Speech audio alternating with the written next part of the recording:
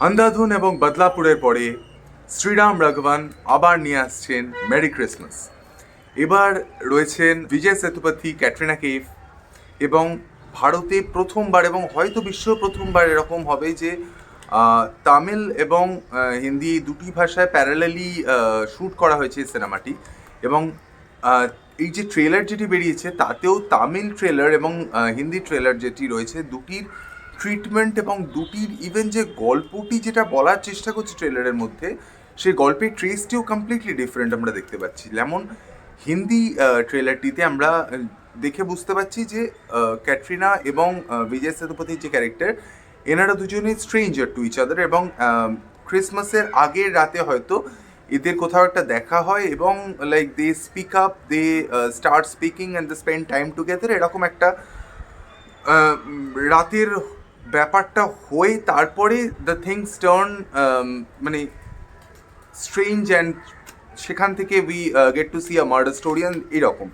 কিন্তু এইবার যদি আমরা তামিল ট্রেলারটি দেখি, তামিল ট্রেলারটিতে আমরা দেখতে পাচ্ছি যে এদের দুজনের বিয়ে হয়েছিল এবং 7 বছর আগেকার কথা হচ্ছে। মানে সব মিলিয়ে শ্রীরাম রাঘবান আবার একটা হিচককিয়ান লেভেলের, আমার মনে হচ্ছে আন্ধাধুন একটা ওই লেভেলের মাস্টারপিস আসতে চলেছে। মারাত্মক সুন্দর একটা, মানে এমনভাবে ট্রেলারটি কাটা হয়েছে, শুধু কোয়েশ্চেনের পর কোয়েশ্চেন আর থিওরির পর থিওরি রেস করা যায়। ডায়াল এম ফর মার্ডার বলে অ্যালফ্রেড হিচককের একটি সিনেমা ছিল, তো সেইটিকে কিছুটা ট্রিবিউট দিয়ে এখানে ডায়াল এম ফর মিরাকলস দেখানো হয়েছে।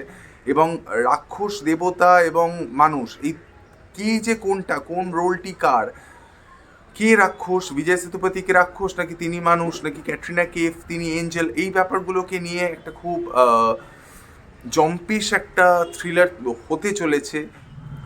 এবং তামিল এবং হিন্দি ট্রেলারের আরও কিছু কিছু ডিফারেন্সেস আছে, যেরকম একটা জায়গায় আমরা রাজেশ খান্নার সিনেমা টিকিটের পেছনে রাজেশ খান্নার ছবি দেখতে পাই, যেখানে তামিল অডিয়েন্সের জন্য ওখানে আমাদের কামাল হাসানের ছবি দেওয়া আছে। তো এই অডিয়েন্স বেসিসে যে সেগ্রিগেশনটা আমার সিনেমার, দ্যাট ইজ অলসো আমার মনে হচ্ছে একটা প্রচণ্ড প্রচণ্ড স্মার্ট মুভ, যখন স্পেসিফিক্যালি এখন প্যান ইন্ডিয়া সিনেমার এই ব্যাপারটি এখন খুব পপুলার হয়েছে আর কি।